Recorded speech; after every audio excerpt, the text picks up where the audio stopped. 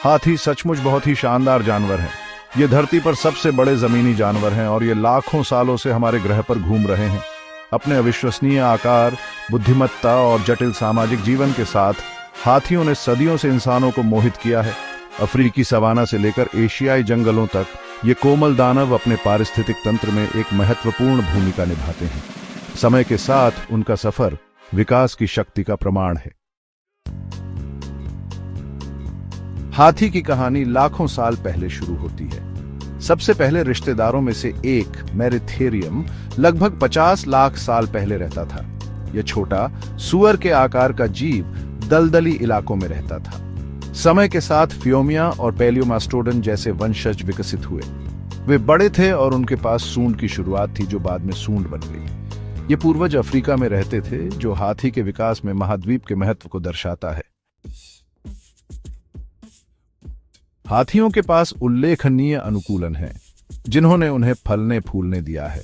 उनकी सबसे खास विशेषता सूंड विकास का एक चमत्कार है। नाक और ऊपरी होंठ का यह मेल अविश्वसनीय रूप से बहुमुखी है। हाथी अपनी सूंड का इस्तेमाल सांस लेने, सूंघने, चिंघाड़ने, पीने और चीजों को पकड़ने के लिए करते हैं। एक और महत्वपूर्ण अनुकूलन उनके दांत हैं। लंबे इंसाइजर दांत, जिनका उपयोग बचाव, खुदाई और छाल उतारने के लिए किया जाता है। भाग 4, अफ्रीकी दानव और एशियाई भाई बहन। आज हाथियों के दो मुख्य प्रकार हैं, अफ्रीकी और एशियाई। अफ्रीकी हाथी बड़े होते हैं और उनके कान बड़े होते हैं। उनकी सूंड की नोक पर 2 उंगली जैसे उभार भी होते हैं। एशियाई हाथी थोड़े छोटे होते हैं। छोटे कान और सूंड पर एक ही उंगली होती है। जबकि दोनों प्रजातियां सामाजिक हैं, अफ्रीकी हाथी बड़े झुंड में रहते हैं। भाग 5, एक अनिश्चित भविष्य। आधुनिक दुनिया में हाथी। दुख की बात है कि अपनी भव्यता के बावजूद हाथियों को कई खतरों का सामना करना पड़ता है।